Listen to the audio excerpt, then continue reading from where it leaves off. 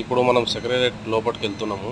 ఎట్లా వెళ్తున్నాం అంటే ఇప్పుడే మనం వేరే సార్తో ఫోన్ చేయించుకొని లోపలికి ఎంట్రీ అయినాం. మొత్తానికి అయితే ఎంట్రీ అవుతున్నాము. ఇక్కడ బందోబస్తు కూడా ఎట్లా ఉంటుందో చూడాలి మనం ఒకసారి. మామూలుగా ఉండదు బందోబస్తుగా. అసలు వేరే వాళ్ళ కార్లు ఇంట్లోకి ఎంట్రీ కావాలంటే ఎవరో ఒకరు సెక్రటరేట్లో కంపల్సరీ పరిచయం ఉండాలి.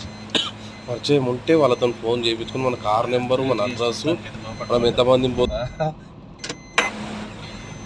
పోతున్నామో చెప్పాలి. ఇక ఎంట్రీ లోపలికి ఇచ్చేసినాము.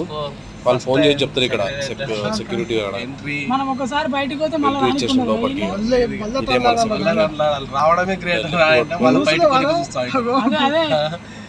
ముందుకు పోయాక మనం లెఫ్ట్ సైడ్ పార్కింగ్ ఉంటుంది. కానీ పార్కింగ్ వాస్తవానికి లోపలికి పోవాల్సినంత పని ఏం లేదు. ఎందుకంటే పార్కింగ్ దొరకదు ఇక్కడ. ఏదో మనం ఒకసారి మన కారు ఒకసారి సెక్రటరీ టచ్ కావాలన్నట్టు లోపలికి వచ్చినాం మనము. ఇక లెఫ్ట్ తీసుకోవాలి. లెఫ్ట్ పార్కింగ్ చేసుకోవాలి. పార్కింగ్ చాలా తక్కువ స్పేస్ అనమాట. మనం బయట పార్కింగ్ ఉంటే బయటనే వేసుకోవాలి. ఏమున్నా బయట వేసుకుంటే సేఫ్ ఉండొచ్చు. మనం పోయేటప్పుడు కూడా ఈజీ వెళ్ళిపోవచ్చు అనమాట. ఎందుకంటే కొంచెం దూరం నడుస్తామేమో కానీ చాలా ఈజీ వెళ్ళిపోతాం. ఇక వచ్చేసి ఇక్కడ మనం జాగానే ఉండదు చూడు. ఇక్కడ అసలు కారు పెట్టుకోవడానికి కూడా జాగా ఉండదు అసలు. ఏడికెళ్ళి ఇది ఉందా, ఇటుకెళ్ళి పక్కకి వెళ్తాం. పార్కింగ్ చేసుకోవాలి. ఇక్కడ పార్కింగ్ చేసుకున్నాము. కారు పట్టదనమాట. అతి కష్టం మీద పెట్టుకోవాలి లోపల. అంతే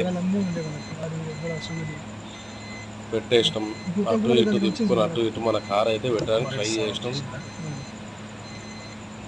కారు పెట్టేసినాం.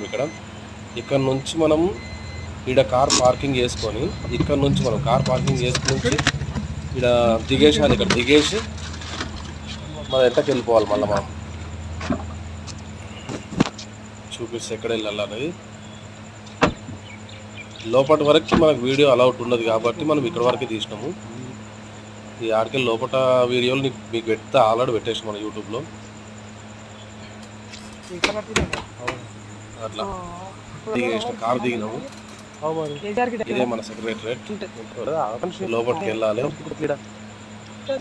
ఇదే రాజ్ భవన్ లాంటి